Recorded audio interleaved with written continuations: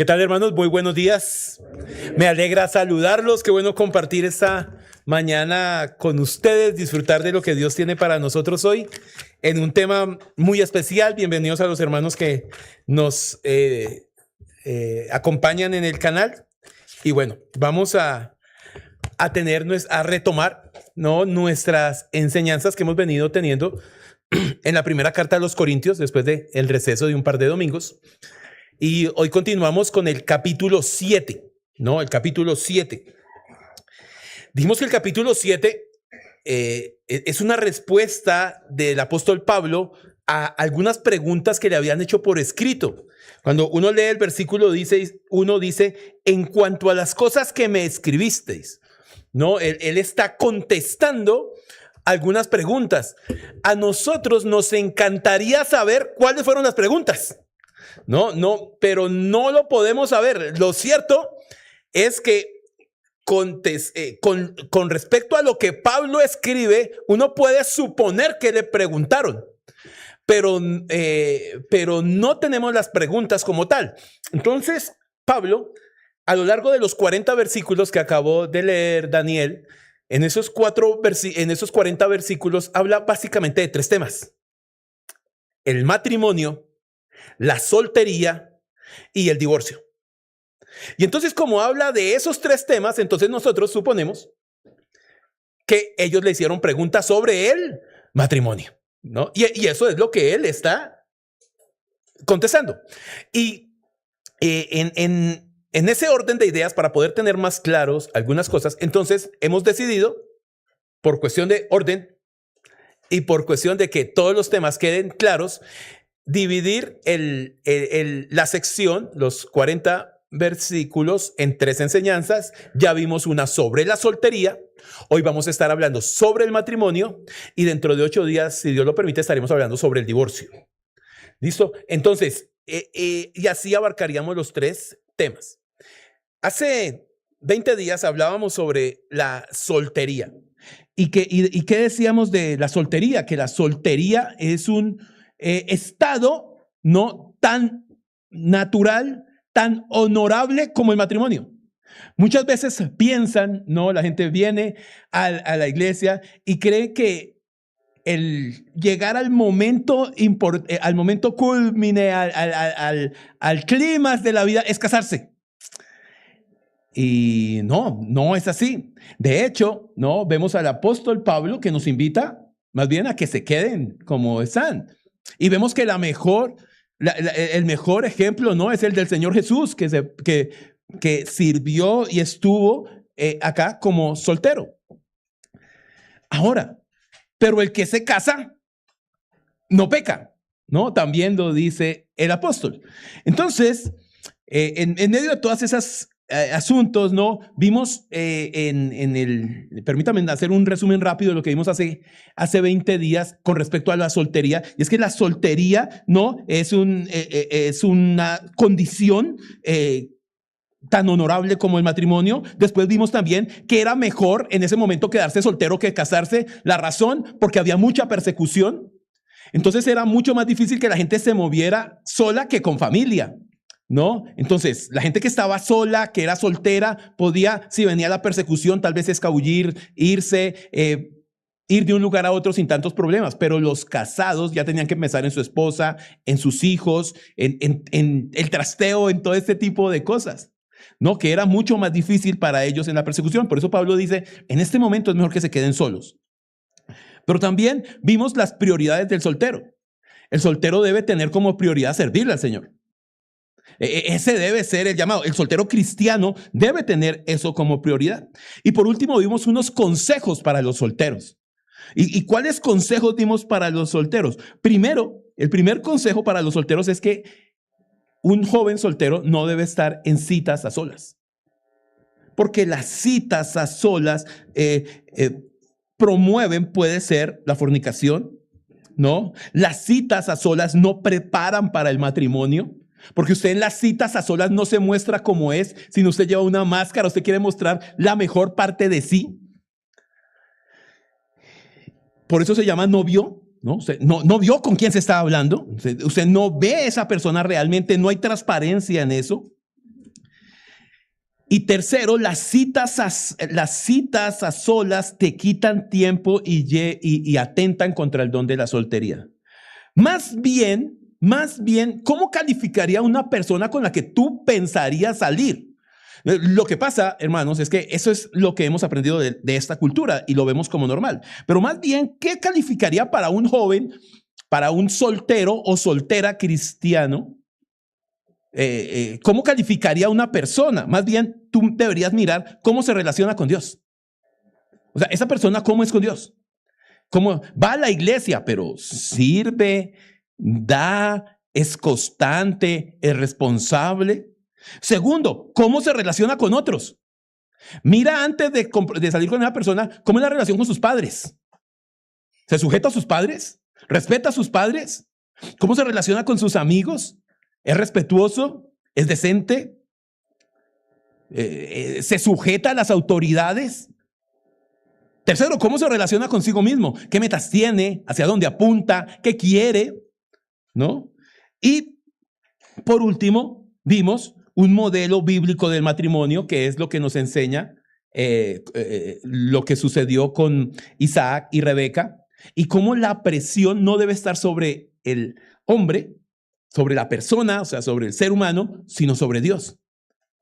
Esta semana casualmente hablaba con una hermana que viene de una iglesia muy grande, de una mega iglesia, y allí hay un grupo de mujeres solteras. Entre ese grupo de mujeres solteras no tienen un rango de cierta edad y casi todas son separadas o viudas, o bueno, ya han tenido varios hogares. Y entonces ella dice, pero a mí me costaba estar en el grupo, pastor, porque lo que ellas hablaban constantemente es, ¿y cómo van con lo de su pareja? ¿Y cómo van con el prometido? ¿Cómo van con eso? Y cualquier cosa que sucedía alrededor era una señal de que parecía que eso era de Dios, ¿no? Y queremos forzar las cosas cuando pareciera otra vez que la soltería no fuera un estado honorable y que estuvieran las mujeres y hombres en una constante necesidad de estar con alguien. Entonces, eso fue lo que vimos hace 20 días. Pero hoy hablaremos acerca del matrimonio como tal. Y el título de hoy es las realidades del matrimonio, lo que uno se va a enfrentar realmente en el matrimonio. Pablo no va a tener acá pelos en la lengua. Y yo espero que ninguno de los que esté acá se vaya a sonrojar por lo que voy a decir. Porque esto está tan claro, ¿no? El sexo no es un tabú en la Biblia. No es un tabú. El sexo está claro. Tanto así que Dios escribió todo un libro como Cantar de los Cantares para hablar de esto. Entonces, vamos a hablar de las realidades del matrimonio. Pero para hablar de esas realidades, nosotros tenemos un concepto de matrimonio hoy. Pero recuerden que Pablo escribió a la iglesia de hace 2000 años. Pablo le escribió esta carta a los corintios, a una iglesia en un lugar específico, con una cultura específica, con un contexto específico, y Pablo le escribe a ellos. Y necesitamos conocer entonces cómo era el matrimonio hace 2000 años. ¿Listo? Y me voy a apoyar en lo que el pastor John MacArthur dice acerca del asunto. El pastor John MacArthur escribe, dice, bajo la ley y costumbres romanas de aquel tiempo, recuerden, era un contexto bajo el imperio romano, una cultura greco-romana, porque no es ni siquiera judía. Pablo le está escribiendo a creyentes gentiles. No está hablando a cultura judía, sino a creyentes gentiles en Corinto. Dice, bajo la ley y las costumbres romanas de aquel tiempo, se practicaban 4 tipos de matrimonio. Los esclavos generalmente eran tratados como animales o muebles. Si un hombre y una mujer esclavos querían casarse, el dueño podía permitirles vivir juntos, en lo que se conocía como un contubernium. Primer punto, primer tipo de matrimonio. Hoy vivimos en una sociedad, entre comillas, libre, democrática, en que cada uno elige con quién casarse como quiera, pero en ese entonces había muchos esclavos. Por lo tanto, si un esclavo se quería casar, primero ¿a quién le tenía que pedir permiso? Al amo. Y el amo decidía si permitía que se casaran. Pero el amo decía, bueno, yo permito que se casen, pero cuando usted me lo compren, usted queda acá y usted va. Y bajo esas condiciones era ese primer matrimonio. Era lo que el amo permitiera. Ese era un tipo de matrimonio. ¿Habían pensado alguna vez en eso? Por eso es importante saber a quién le escribió Pablo. Siempre es importante saber a quién le escribe, el contexto. Entonces, ese matrimonio donde viene la palabra contubernio, que significa vivir en compañía. Lo que permitía el amo era que los dos esclavos vivieran en compañía. Adivine, si tenían hijos, ¿a quién le pertenecían? Y si el amo los quería vender, ¿qué podían hacer ellos? Y si quería vender sus hijos, ¿qué querían hacer ellos? ¿Podían hacer ellos? Nada. Hermano, eso es un tiempo diferente. Ese matrimonio duraba, ¿cuánto? Lo que el dueño decidiera que duraba. Ahí no había potestad de ellos. Tenía todo el derecho de separarlos, juntarlos con otros o vender uno o el otro. Muchos de los primeros cristianos eran esclavos y algunos habían vivido, quizás seguían viviendo en esta clase de relación marital. Había cristianos esclavos. Recuerde, Pablo escribe, lo acabamos de leer, el que está esclavo, ¿qué? Quédese como está. Ok, entonces eso. Hay un segundo tipo de matrimonio. Ese se llamaba el matrimonio usus, que era una forma de relación matrimonial consensual mediante la que se reconocía a un hombre y a una mujer como esposos después de haber vivido juntos durante un año. O sea que eso es lo que llamaríamos hoy unión libre. No, unión marital. De hecho, creo que aquí es a los 2 años, si no estoy mal. Que ya después de vivir 2 años es. Entonces, ese matrimonio era consensuado. Algunos vivían, pero era de alguna manera legal. Había un tercer matrimonio que era el coentio in manum, se llamaba ese, arreglo mediante el cual un padre vendía a su hija a un marido en perspectiva. Entonces, este era lo que nosotros conocemos como los matrimonios arreglados. Desde el principio, el padre vendía a su hija, le daban dote por su hija y él arreglaban ese matrimonio, ¿no? Ese era una cuestión. Pero el cuarto tipo de matrimonio era ya el de la clase más elevada, el del rango más alto. Los patricios, los nobles, se casaban en un servicio llamado confarreatio o confarreatio, sobre el que se basa la ceremonia matrimonial cristiana que conocemos hoy. Ok, eso es la cultura grecorromana. El matrimonio que nosotros celebramos, mira lo que dice a continuación, fue adoptado por la Iglesia Católica Romana y usado con ciertas modificaciones cristianas, y luego pasó al resto de las iglesias cristianas con la reforma del siglo XVI. La ceremonia original involucraba la participación de ambas familias en los arreglos de la boda, el acompañamiento de los novios por los padrinos, el intercambio de votos, el velo que llevaba la novia, la donación de un anillo que se ponía al tercer dedo de la mano izquierda, el ramo de flores nupcial y una torta o pastel de bodas. Ese es el matrimonio que nosotros adoptamos y decimos que ese es el matrimonio cristiano. Entonces, ¿el matrimonio cristiano es de origen qué? ¿Cristiano o pagano? Hermanos, como todo. Como todo, no, nosotros pensamos que no, que esa es la cuestión. No, es que, no, pastor, ¿qué tal celebrar la Navidad si eso es de origen pagano? Si usted se casó, pues es lo mismo. ¿No? Generalmente todas las cosas, métase la mano al bolsillo y saque para comprar la lechona. No, ya la vendió toda. ¿Con qué va a pagar? ¿Con un billete que tiene la cara de quién? ¿Es que eso es muy cristiano o es pagano? Nosotros vivimos bajo este contexto y no podemos estar separando unas cosas de las otras. Más bien, gracias a Dios que llegó el cristianismo y cristianizó todo eso que era pagano, en gran parte. Dentro de 8 días, cuando hable del tema del divorcio, leeré un poquito del contexto histórico de los divorcios y de las parejas de aquel entonces, y nos vamos a dar cuenta que no es muy diferente con lo que vivimos hoy. No es muy diferente. Allí una persona que se casaba podía haber tenido tal vez 15 o 20 parejas antes de casarse. Y también habían todas esas cosas. Es el cristianismo el que le dio un lugar al hogar, al matrimonio, el que le dio valor a la mujer, el que le dio valor a los hijos, al hogar.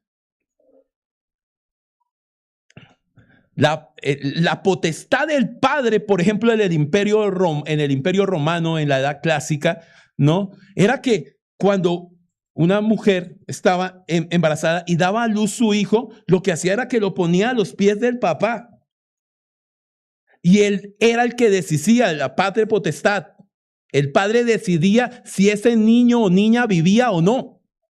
Si era niña, generalmente la mataban, la ahogaban, porque no querían mujeres.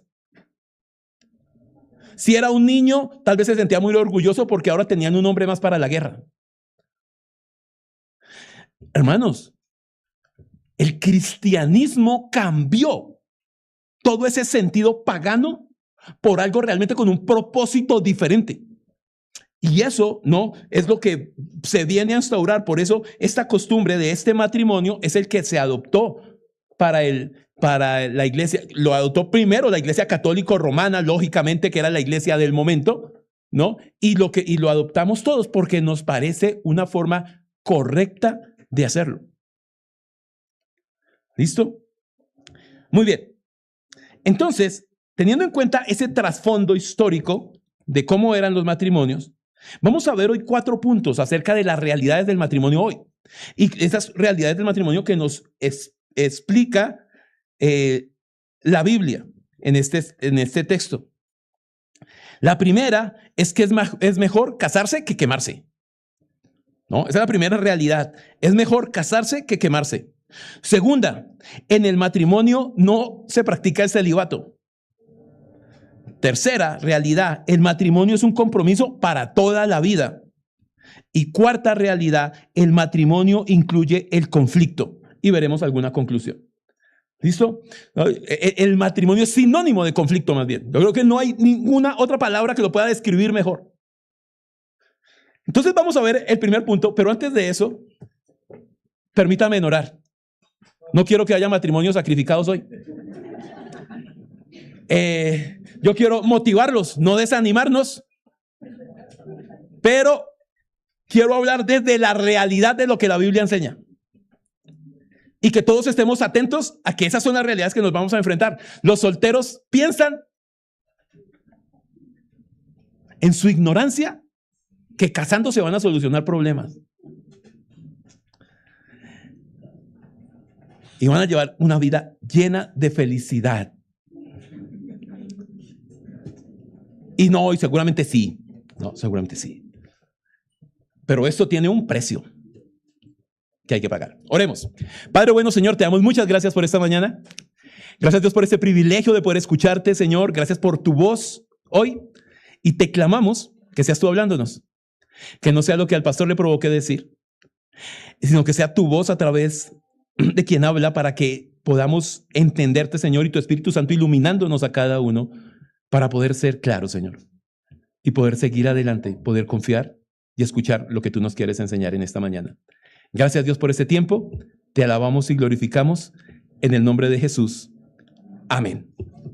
Muy bien, entonces el primer punto es mejor casarse que quemarse. Versículo 8 y 9. Mira lo que dice el versículo 8 y 9 del capítulo 7. Digo pues a los solteros y a las viudas que bueno les fuera quedarse como yo. El primer punto aquí es identificar quiénes son los solteros y las viudas. ¿A quién se está refiriendo? ¿A qué población se está refiriendo el apóstol?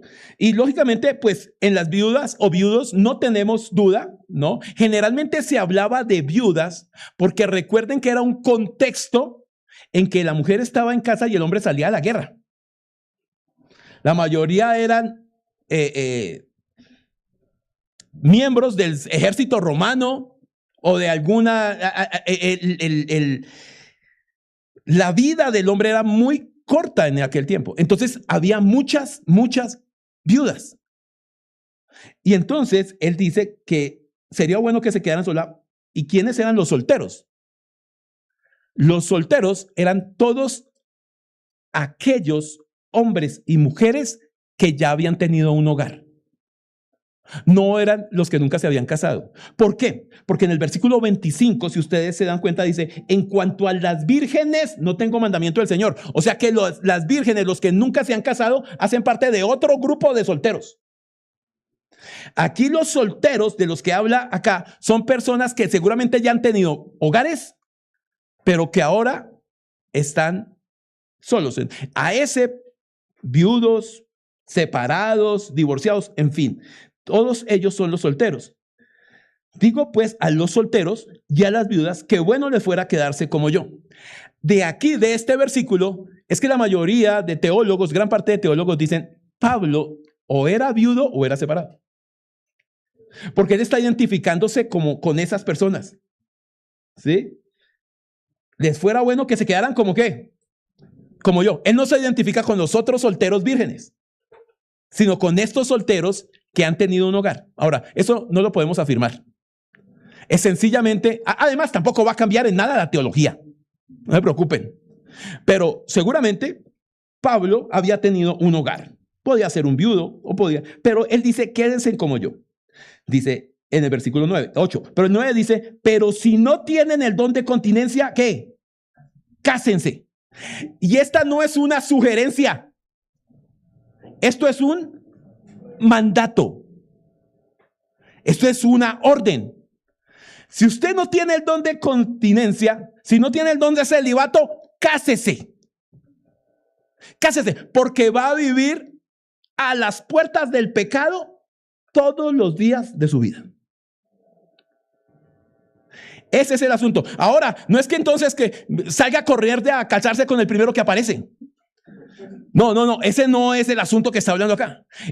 Lo que está hablando acá es que si no tiene ese don, cásese. Pues es mejor casarse que estarse quemando. Y eso es lo que está diciendo ahí. Estar todo el día, todos los días ardiendo. Mira, la sociedad en la que vivían los corintios no era, ya lo vimos, no era una sociedad supremamente santa y moral. Por el contrario, era totalmente inmoral y totalmente perversa. Por lo tanto, una persona que quería satisfacer sus deseos sexuales lo podía encontrar en la primera esquina. Y iba a estar propenso a pecar y a vivir en pecado constantemente. Pero no es diferente a lo de hoy. Si tú tienes problemas con el pecado, con las relaciones sexuales, con la lujuria, no es bueno que te quedes solo. ¿Por qué? Porque hoy no lo tenemos en la esquina. Hoy lo tenemos a un clic. La pornografía está al alcance de cualquier persona que tenga un aparato celular. ¿Y qué va a pasar con eso? Va a estar propenso a estar en pecado constantemente y no salir de ahí. Otra vez. ¿Esto te condena, te quita la salvación de eso? No. ¿Pero qué va a pasar? No vas a poder vivir puro y santificado para Dios. Vas a estar luchando constantemente con algo que generalmente te va a superar. Eso es lo que nos enseña el texto. Y es una orden.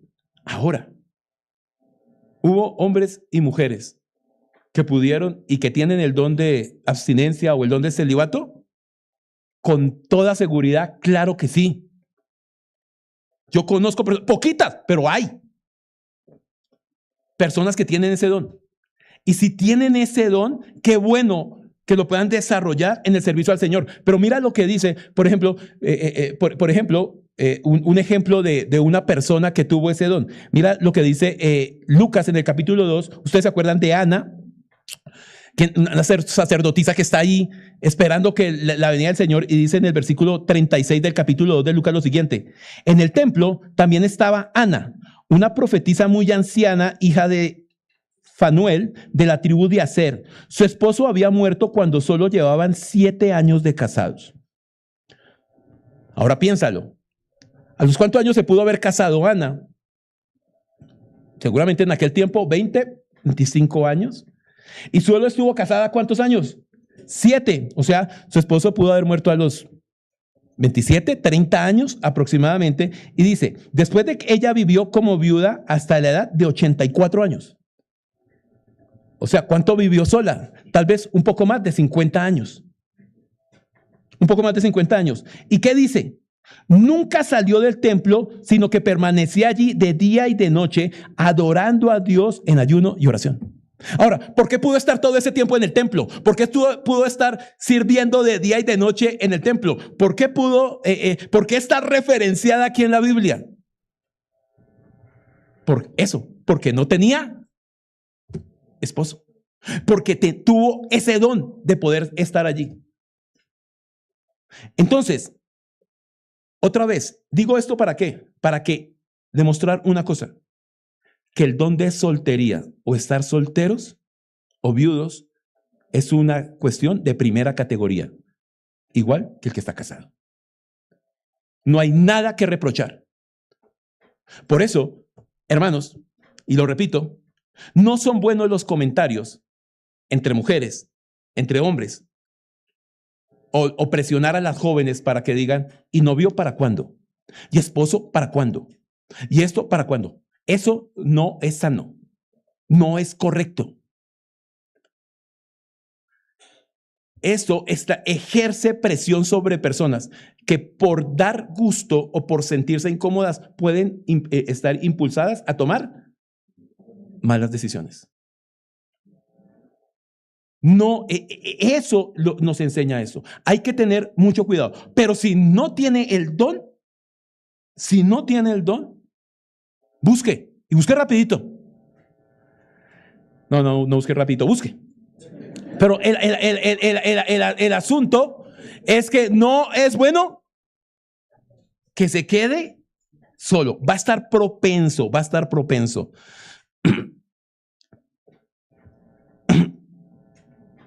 Recuerden, esta es una decisión supremamente importante. Por lo tanto, debe ser una decisión, como aconsejábamos a los solteros hace 20 días, llevada a Dios en oración, ponerla sobre Dios y descansar en Él.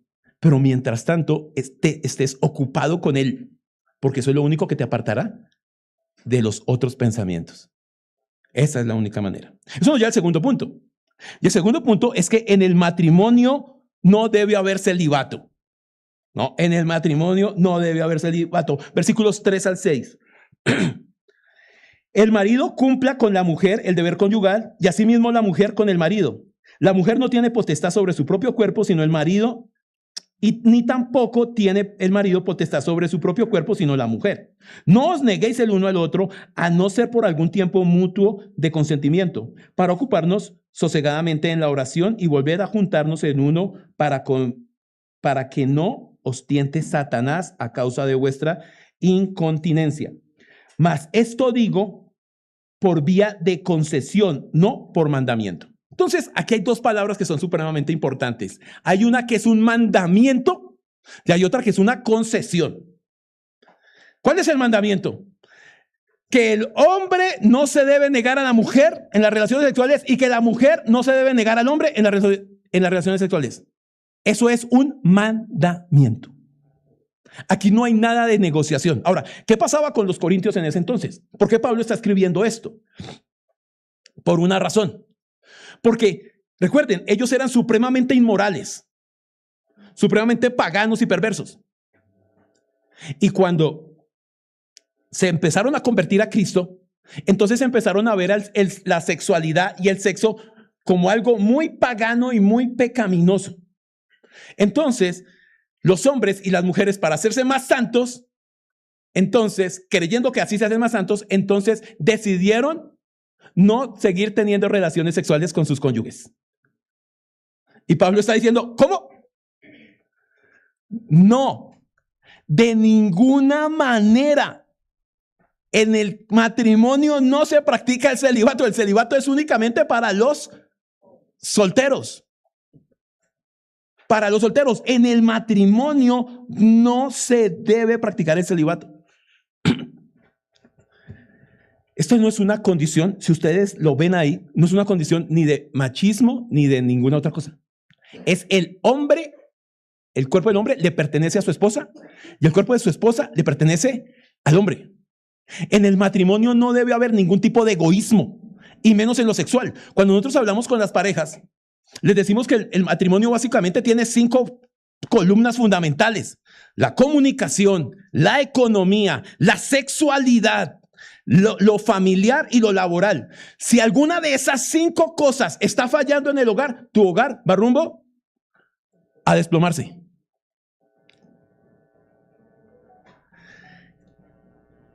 Hermanos,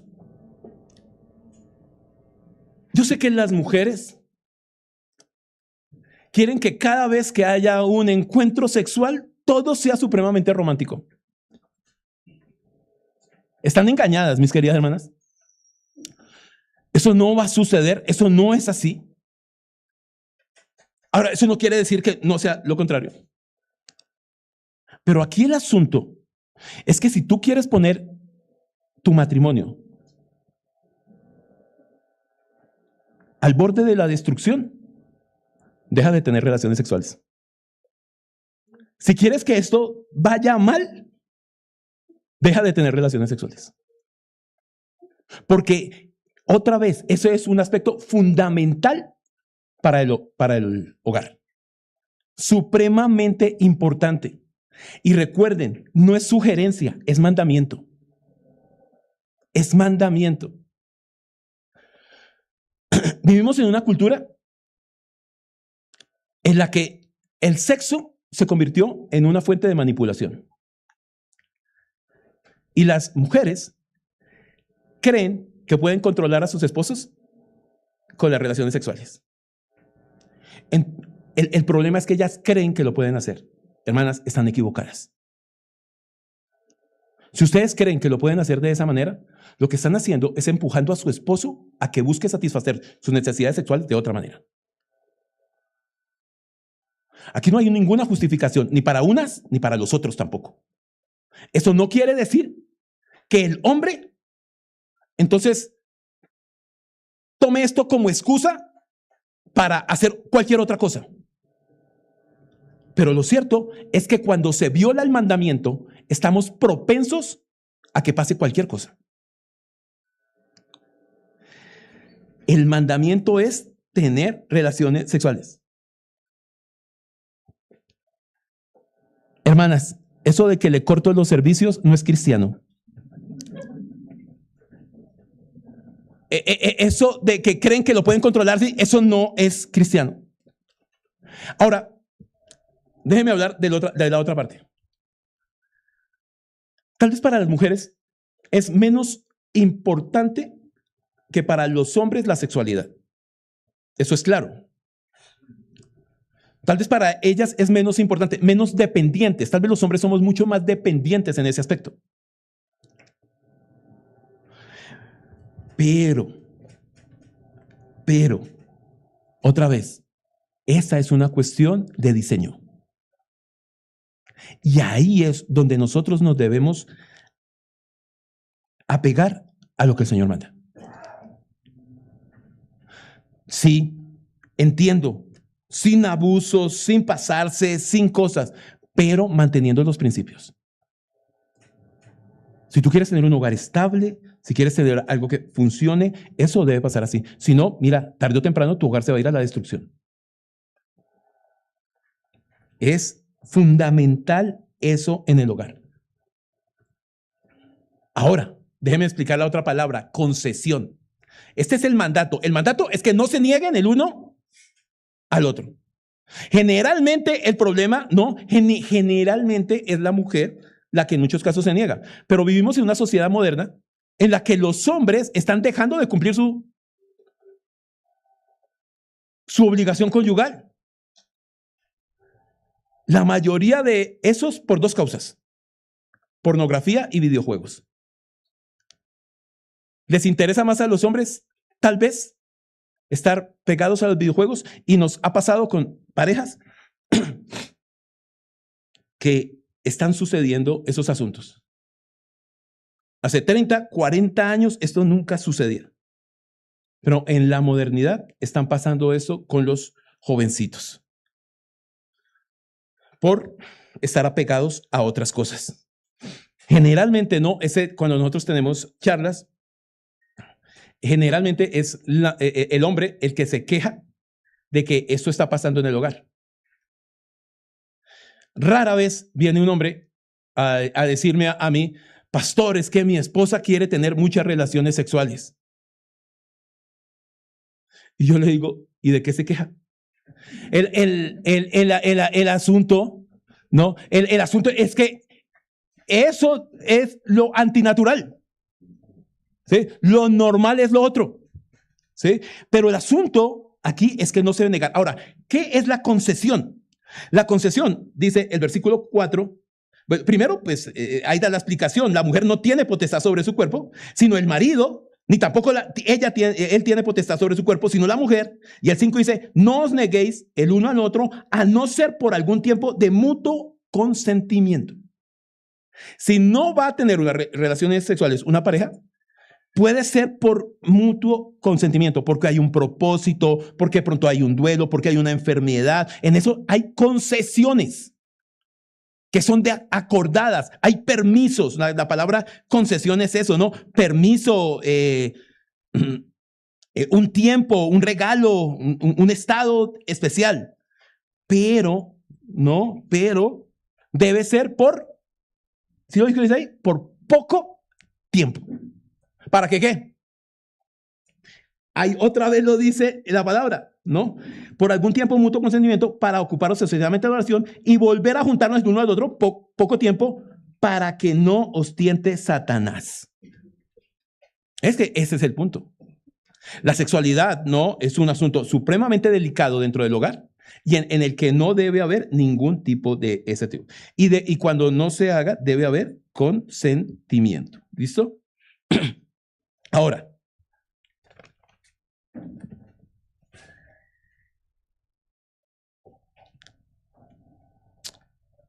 en el matrimonio, cuando nosotros nos casamos, cuando nosotros decimos sí, lo que estamos diciendo es: renuncio a mis derechos. Lo que pasa es que hoy estamos bombardeados con que ¿cuáles son tus derechos? Y ejerce tus derechos y vive bajo tus derechos. La pregunta para nosotros es: ¿qué derechos tenemos nosotros delante de Dios? ¿Cuántos derechos tenemos nosotros delante de Dios? La respuesta es ninguno. No hay ningún derecho. Cuando nosotros nos casamos, todo esto debe ser practicado. Renunciamos a mis derechos. Si las dos personas están pensando de la misma manera, seguro que no van a tener ninguna dificultad. Pero cuando en el hogar hay egoísmo, cuando solo estoy pensando en mí, en mi satisfacción, en lo que yo quiero, en mis derechos, en lo que yo quiero conseguir, ahí empiezan esos problemas. Hermanos, todo esto es un arte. Y creo que todos los que hemos pasado por el matrimonio sabemos que esta es una situación que es fundamental en el hogar y que debemos tratarla sin ningún tipo de tapujos ni de nada de eso, sino con la realidad y la verdad. Tercero, esa es la segunda realidad. La tercera realidad del matrimonio es que es un compromiso para toda la vida. Versículos del 10 al 12. Mira cómo dice: pero a los que están unidos en matrimonio mando, no yo, sino el Señor, que la mujer no se separe del marido.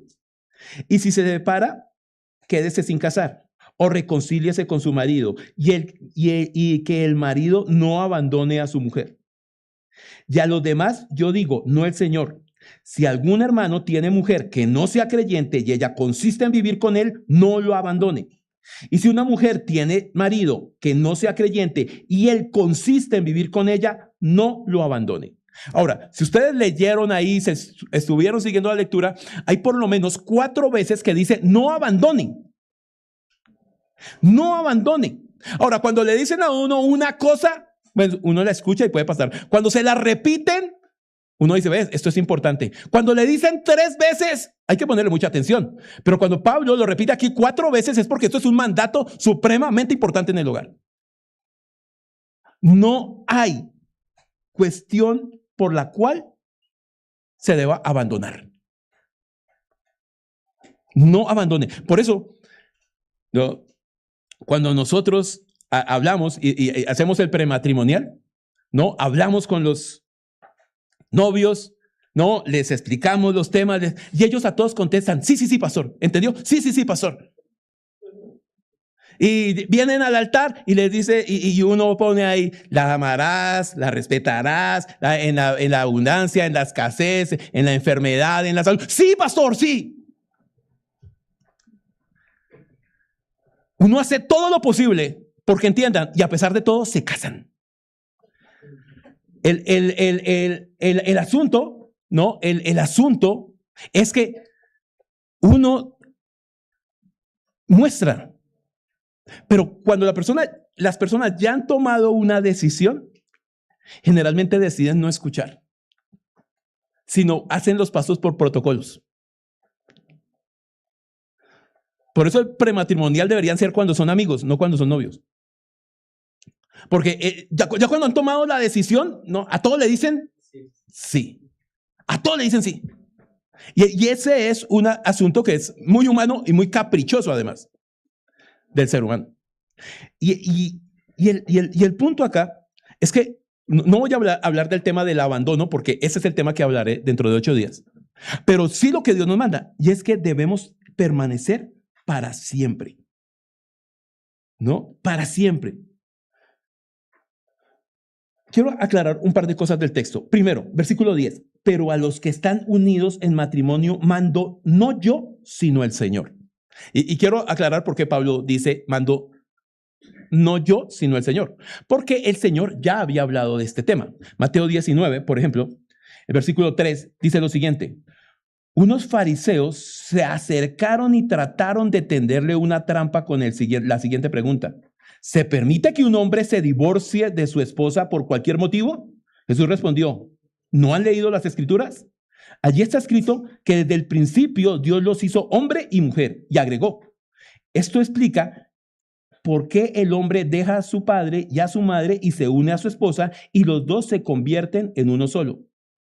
Como ya no son 2, sino uno, que nadie los separe lo que Dios ha unido. Ahora, el Señor ya fue claro en el tema.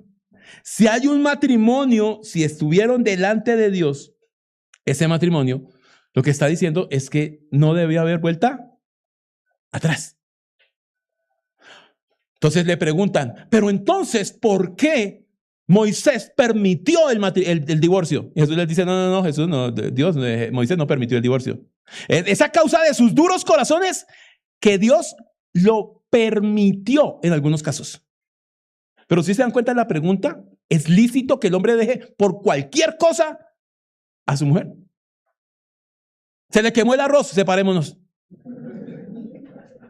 No, y todo ese tipo de cosas, no, cualquier cosa sería un motivo de separación. Y dice, no, es la dureza de sus corazones. Pero de eso hablaremos después. El asunto es que aquí nos está llamando a que el matrimonio debe ser para siempre. Es una cuestión de compromiso. Cuando nosotros hablamos con los matrimonios que están en crisis, que han pasado dificultades, y una de las cosas que les pedimos que empiecen a practicar en sus cuando tengan discusiones es que borren, anulen, ¿no? Como dirían, bueno, no voy a hacer ese chiste. En sus conversaciones quiten la palabra separación, divorcio o abandono. No, cada que hay una discusión, entonces yo me largo. O entonces tú me das larga, entonces me voy para donde mi mamá, o entonces me voy para donde no sé qué. No, borren eso de las discusiones. No, cuando tengan una discusión, si ustedes han borrado esas palabras y más bien tienen la palabra compromiso, pues lo que van a tener en la discusión es una forma de cómo arreglar el problema, no de cómo salir y evadirlo y no asumirlo. Eso es lo que es compromiso matrimonial. Hermanos, mire, por eso les decimos, cuando una persona está soltera, la solución no es casarse. No es pecado, pero no es casarse por una razón. Porque usted solo lidia con su pecado, lidia con sus cosas, lidia con sus luchas. Pero cuando se casa, ahora va a lidiar con las suyas y con las de otro. Y al otro le pone la misma carga al luchar con las de ellas y con las suyas. Eso es lo que Pablo está diciendo acá. Ahora, ¿está bien casarse? Claro que está bien. Pero el asunto es que seamos conscientes de a qué nos enfrentamos. Una decisión que es para toda la vida. Esa es la decisión más importante después de decidir por Cristo. Porque la decisión por Cristo es eterna. Dios nos promete vida eterna. Mientras que la decisión del matrimonio es hasta que la muerte nos separe. Ni un día más.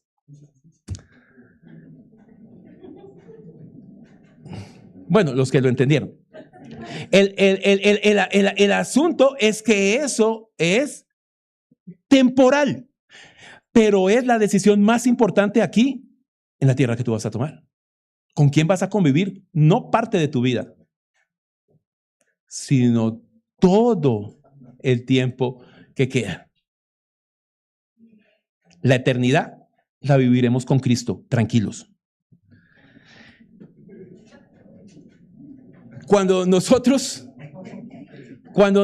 sacamos este tipo de palabras de las discusiones, separación, abandono, divorcio, mi mamá, mi papá, seguramente vamos a poder caminar en una dirección correcta y vamos a estar dispuestos a solucionar cualquier cosa.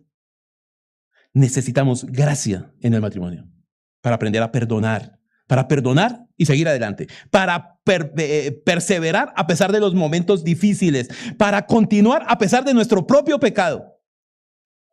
No, por eso yo les invito y les aconsejo que lean un libro. Ay, se me escapó el nombre del autor, pero el libro se llama Cuando dos pecadores dicen acepto. Así se llama el libro.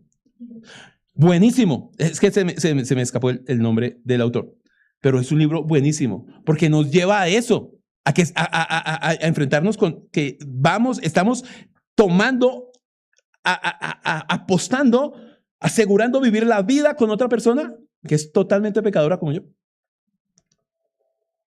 y que no es difícil. Eso nos lleva al cuarto punto. Y el cuarto punto es que es otra realidad del matrimonio, y es que el matrimonio es sinónimo de conflicto. Yo creo que Pablo no lo pudo haber determinado de otra manera, aunque permítame hacer una aclaración en el versículo 14.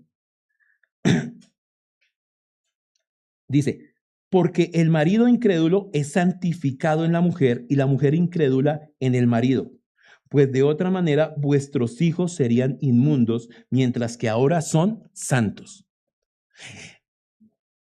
El apóstol nos está diciendo que aun cuando el matrimonio está en yugo desigual porque uno de los dos se ha convertido a Cristo y el otro no, la idea es que el creyente no abandone el marido, al cónyuge.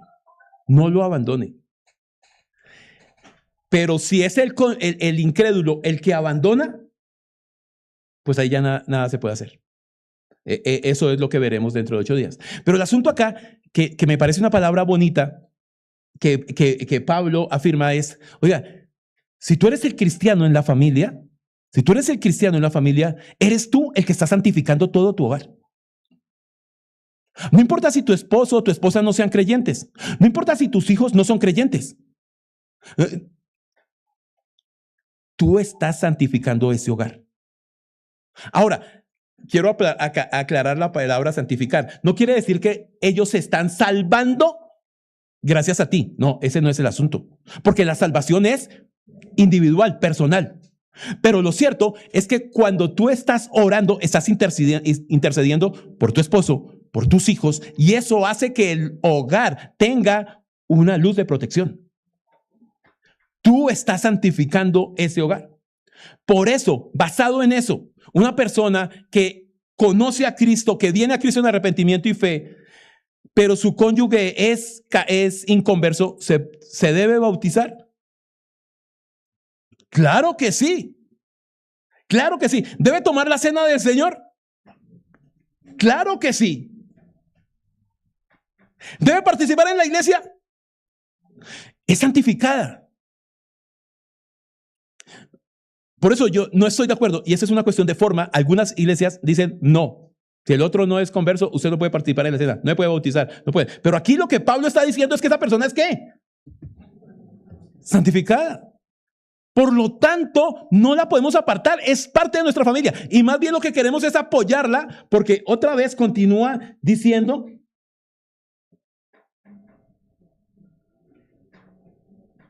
ahí mismo, ¿no? Y la mujer incrédula en el marido, pues de otra manera vuestros hijos serían inmundos, mientras que ahora son santos. Pero si el incrédulo se sepárese, pues no está el hermano o la hermana sujeto a servidumbre o semejante cosa. Entonces, el asunto, de esto quiero tocarlo dentro de 8 días un poco más profundo, pero el asunto es que el hogar, queridos, si tú eres el creyente de tu hogar, tú eres la fuente de santidad de ese hogar. Por lo tanto, no lo abandones. Persevera. Muestra que tú eres la luz. Vive como tal. Y Dios dará la recompensa a su tiempo. Pero estamos llamados a eso. A ser luz y a vivir en santidad. Y ahora sí, el cuarto punto, y que el matrimonio es sinónimo de conflicto. Versículos 26 al 28. Dice el apóstol lo siguiente. Tengo pues esto por bueno, a causa de la necesidad que apremia, que hará bien al hombre en quedarse como está. ¿Estás ligado a mujer? No procures soltarte. ¿Estás libre de mujer? No procures casarte. Mas también si te casas, no pecas. Y si la doncella se casa, no peca. Pero los tales tendrán aflicción en la carne y yo se las quisiera evitar. Y la realidad es clara. Es que si tú te casas, tendrás conflicto. Si tú te casas, tendrás problemas. Yo creo que esas son las mejores palabras con las que Pablo cortamente puede reducir un matrimonio. Conflicto. Vamos a tener conflicto por todo. Los conflictos en el matrimonio son inevitables. Pastor, pues ¿qué esperanza nos está dando? Pero otra vez yo estoy hablando de las realidades, son inevitables. Un consejo práctico. No es un mandamiento moral, está dando un consejo práctico. Son dos pecadores que se unen, por lo tanto tendrán conflicto. Cuando dos pecadores se unen, los problemas se multiplican. ¿Sí? No solamente ella tiene su pecado, yo tengo mi pecado, nos unimos y eso se multiplica y los pecados de ella mezclados con los míos dan a luz más problemas y más pecados. Mire, las mujeres se van a casar y cree que encontraron el príncipe azul, el caballero con armadura, la mezcla entre Brad Pitt y el Papa Francisco, yo no sé qué quieren, ¿no? Ellas creen que encontraron el tipo ideal. Aterrícense, tendrán aflicción. Y los hombres lo mismo, ¿no? Creen que encontraron la mezcla perfecta entre Angelina Jolie y Teresa de Calcuta. No, se van a encontrar con realidades con pecadores. No, nosotros decimos en forma de broma que uno se acuesta, se despierta, abre los ojos y ya ve el primer problema del día. No. El asunto es que nos vamos a encontrar constantemente con esa situación. ¿No? Ahora, no.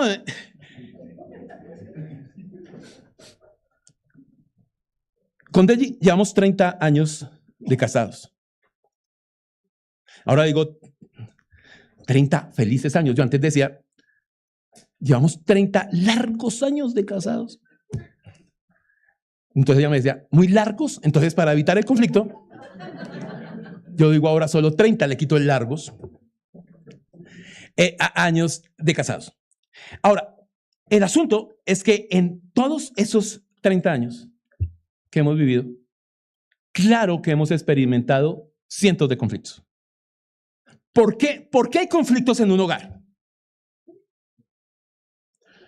Por enfermedades, por los niños, por los familiares, por diferentes puntos de vista, por el clima, porque llueve o porque no llueve, porque está tarde, por el tiempo, por el trabajo, por lo económico, por los quehaceres de la casa, por la loza, por la ropa, por las chanclas, por la toalla, por la lista, por la crema dental, y podemos hacer una lista interminable de cosas por las cuales tenemos conflictos en la casa.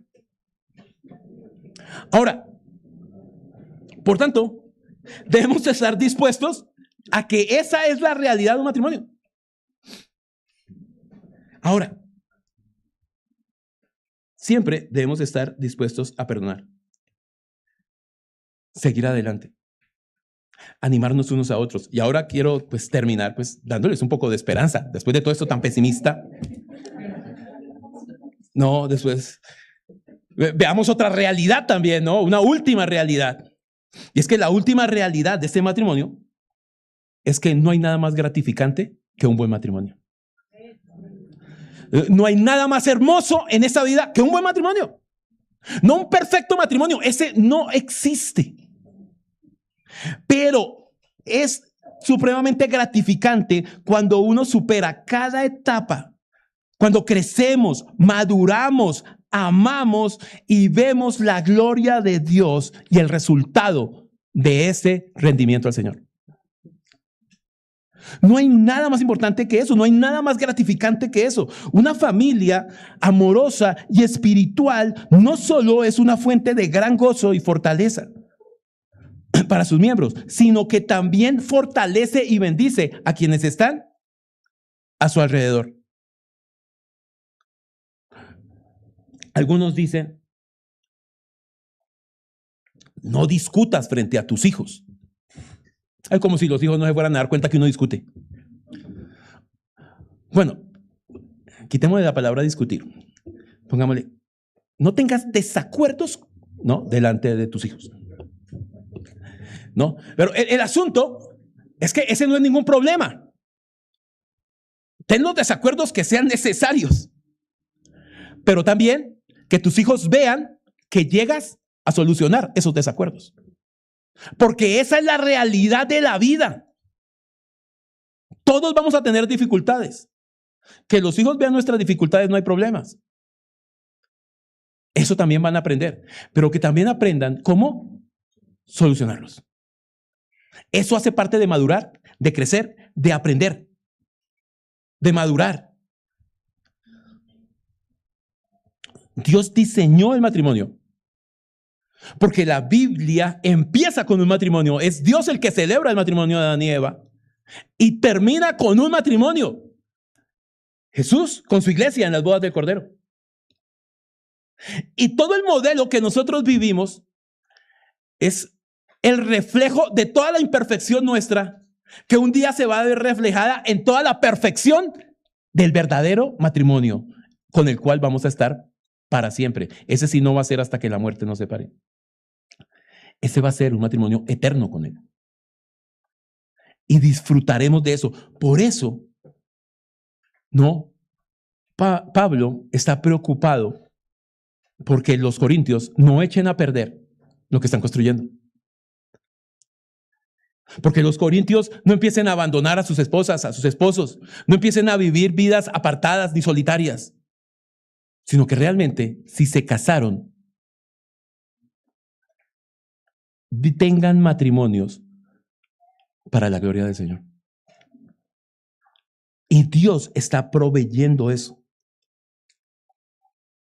Pero permítanme decir una última cosa y terminamos. ¿Qué podemos resumir hasta acá?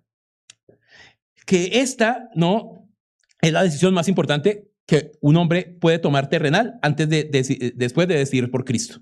¿Con quién voy a vivir el resto de mi vida? Esa es una decisión la más importante terrenalmente que va a tomar un hombre o una mujer cristiana. Es en una relación en la que no puede haber egoísmo. Hay que renunciar totalmente al egoísmo. Otra cosa que aprendimos es que es un compromiso que es para toda la vida. No es como yo quiera, hasta cuando yo quiera, como a mí me parezca. No, es para toda la vida. Es claro y contundente que tendremos conflictos. Pero que también es una relación supremamente gratificante cuando la rendimos a Dios. Pero ahora, ¿con qué concluye Pablo este asunto del matrimonio? Versículos 29 al 31. Dice: pero esto digo, hermanos, que el tiempo es corto. Resta pues que los que tienen esposa sean como si no la tuviesen, y los que lloran como si no llorasen, y los que se alegran como si no se alegrasen, y los que compran como si no proveyesen, y los que disfrutan de este mundo como si no lo disfrutasen, porque la apariencia de este mundo se pasa. ¿Qué está concluyendo Pablo? Pablo está diciendo de una forma muy sencilla, y es un llamado, si usted se da cuenta, principalmente a los hombres, a los varones, y es que por ningún lugar, de ninguna manera, y yo quiero ser muy claro, tu esposa o tu esposo está por encima de Dios. De ninguna manera. Y de ninguna manera. ¿Por qué? Porque, ¿cuál es la medida de amar a la esposa? Amar a la esposa como Cristo amó a la iglesia. ¿Alguno de los hombres que estamos acá vamos a superar esa meta? La respuesta es clara, claro que no. Ninguno de nosotros va a amar a nuestra esposa, va a amar a la esposa como Cristo amó a la iglesia. Ese es el estándar, ese es el modelo, y seguramente lo intentaremos. Más bien, puede haber sí un problema, que terminemos amando más a la esposa que a Dios. Y eso es antibíblico. Porque si tú amas más a tu esposa que a Dios, entonces has hecho de tu esposa un ídolo. Si amas más a tus hijos que a Dios, has hecho de tus hijos unos ídolos que están quitando el lugar que solo le corresponde a Dios. Por lo tanto, Pablo lo que está diciendo en resumidas cuentas es, si tú eres soltero, tienes mucho más tiempo para servirle a Dios. Si eres casado, pues tienes menos tiempo para servirle a Dios. Pero de ninguna manera es una excusa para que no le sirvas a Dios. El trabajo, la esposa, los hijos, el tiempo, la salud, nada es una excusa para no servirle al Señor. Y no participar. No es que primero mi esposa. Y sí hay momentos. Claro que sí. Pero otra vez, por concesión. Cortos. En los que tal vez tu esposa está enferma y tú tienes que suspender ciertas cosas para atenderla. Pero eso son sencillamente momentos. Pero la prioridad está en Él. ¿Por qué? Porque si tú tienes una muy buena relación con Dios, un muy buen servicio con Él, seguramente todo lo que está alrededor, ¿qué va a pasar? Va a fluir. Hermanos, el principio sigue siendo el mismo de Mateo 6:33. Buscad primeramente el reino de Dios y su justicia, y las demás cosas vendrán, ¿qué? Eso viene por añadidura. El hogar también viene por añadidura cuando primeramente buscas el reino de Dios. El modus operandi sigue siendo el mismo de Dios. El mismo.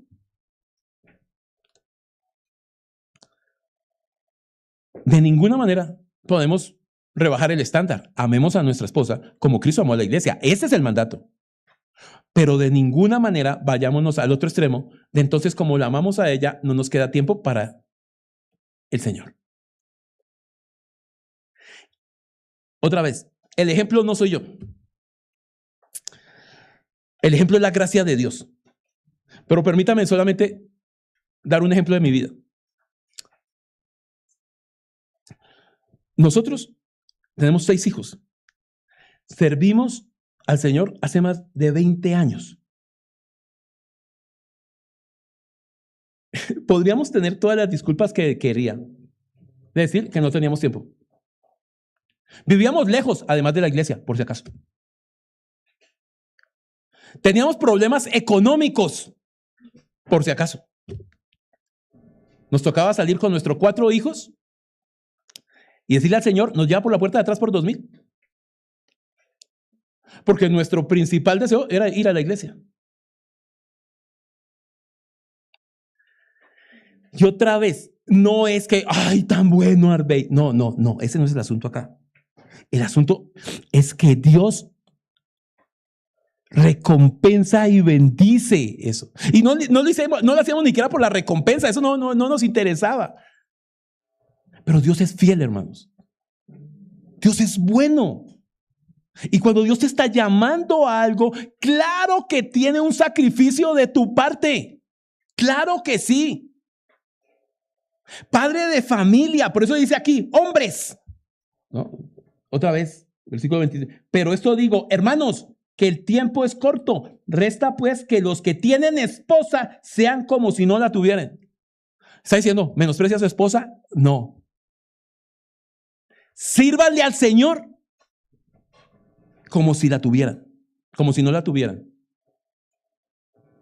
El tiempo debe estar dedicado a Él. Y otra vez, padres de familia. ¿Tú quieres ver a tus hijos sirviendo en la iglesia? Pregúntate, ¿qué tanto estás sirviendo tú? Porque ese es el modelo. Ese es el modelo.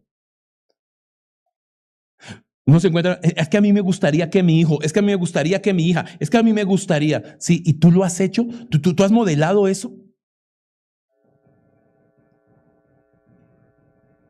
Es ahí donde está el punto. ¿O para ti es más importante el fútbol,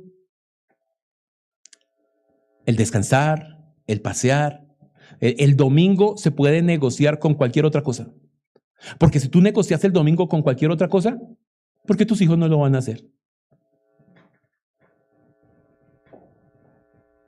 Si no es tu prioridad, no espere que sea la prioridad de tus hijos. Supremamente importante, hermanos. No, pero es que cuando estaban pequeños ellos venían, pues claro, no tenían ninguna otra opción. Pero cuando crecen, ellos empiezan a tomar decisiones. Y ellos, y esas decisiones, de alguna manera, tú se las inculcaste. Que Dios nos guíe, hermanos. Que Dios nos permita seguir creciendo y aprendiendo. El hecho de estar casados no debe impedir el servicio al Señor, que eso es básicamente lo que Pablo le está explicando a los corintios. Casados, solteros y viudos y todos estos solo tienen un propósito: servir a Dios. Para la gloria de Él. Nacimos, estamos hechos para glorificar su nombre. Que Dios nos guíe. Por eso el camino es Cristo. Y si hay alguien acá hoy que no ha venido a Cristo en arrepentimiento y fe, pues este mensaje no fue para ti. Si tú quieres santificar tu hogar, lo primero que tienes que hacer es reconocer que Cristo es tu único y suficiente Salvador y Señor. Que tienes que venir a Él en arrepentimiento y fe. que tienes que reconocer que eres un pecador, que apartado de Él nada puede hacer, que necesitas depender, necesitas de su vida en ti. Por eso Él dice, yo soy el camino, la verdad y la vida. Nadie viene al Padre si no es por mí. Si tú tienes problemas en el hogar, el problema no es de la otra persona, tal vez el problema sea tuyo. Ven a Cristo. Él está con los brazos abiertos, esperando que tú vengas, que le reconozcas, que te arrepientas de tu pecado. Y Él, en ninguna parte de la Biblia promete restaurar hogares. En ninguna parte. Pero lo que sí promete es restaurar individuos.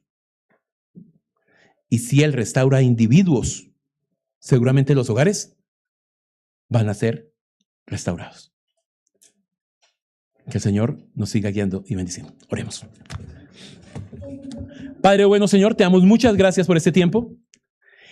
Gracias, Señor, por el privilegio nuevamente que nos das de reunirnos como iglesia, de poder orar, de poder alabarte, pero también de poder escuchar tu voz, Señor, en esta mañana.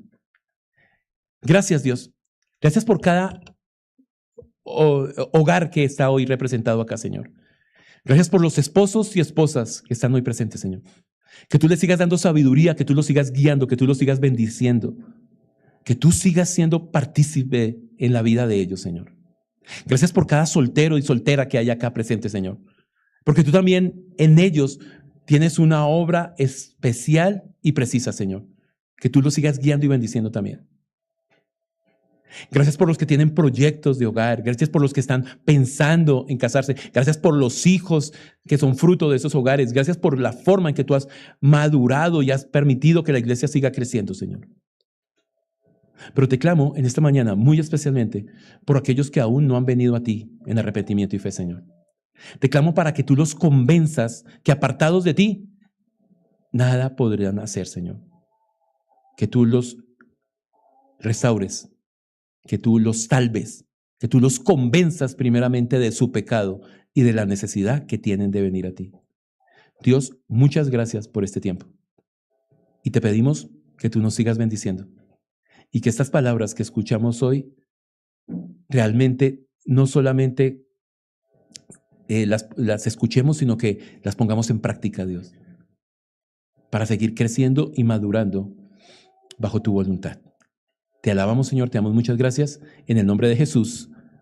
Amén.